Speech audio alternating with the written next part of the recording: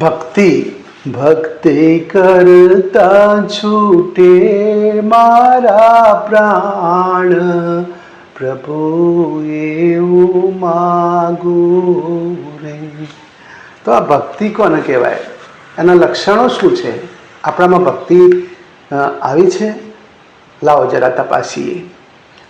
નરસિંહ મહેતાએ એવું કહ્યું છે, વૈષ્ણવજન તો તેને કહીએ જે પીડ પરાઈ જાણે રે. જે પારકી પીડાને જાણે, આપણે શું એમ કંઈ છૂટી ના જાય. એની નજર, કાગડાની નજર એ ઢોરના ચાંદા ઉપર હોય છે. એવી રીતે ભક્તની નજર બીજાના દુઃખ ઉપર અને બીજાને દુઃખ દૂર કરવા માટેના પ્રયત્નોમાં હોય છે. જો આ લક્ષણ આપણામાં આવી જાય, આપણે બીજાને સમાચાર તો પૂછીએ છીએ કેમ છો, પણ એનું દુઃખ પૂછતા નથી. દુઃખ પૂછવાની પદ્ધતિ અને દુઃખ દૂર કરવાની પદ્ધતિ જો હોય તો જીવનને સફળ બનાવવા માટેનું, તરવા માટેનો આ એક રસ્તો છે.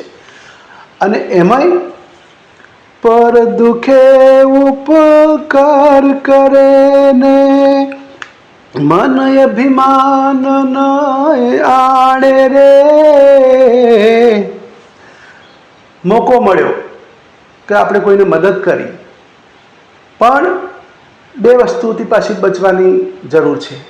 એક તો બીજો આગળ ગાવાનું, અમે અમને મદદ કરી, અમે અમને આ ફલાણું આપ્યું, અમે આપ્યું, ઢેકણું આપ્યું, તો આ બધા આગળ ગાશો તો પુણ્યનો નાશ થાય છે. એક.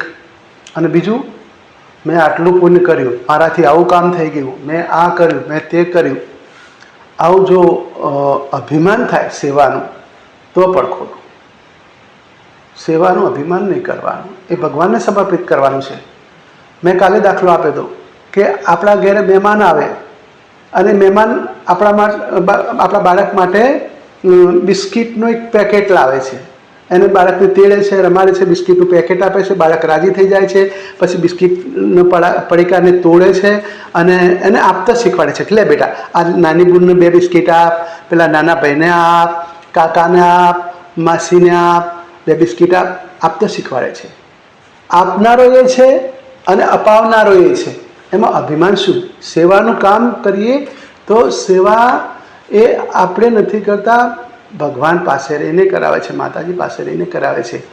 કુછ ત્યાગ નહીં अपना बस कर्ज चुकाते हैं माँ तेरे चरणों में हम शीश झुकाते हैं. माँ જ આપણને મોટા બનાવે છે, માँ જ આપણને આપે છે, માँ જ આપણાથી અપાવે છે. આપણે તો એક માધ્યમ છીએ. આ સાથે ચંદન વાલમ પાટણના જય ગુરુદેવ, જય માતાજી.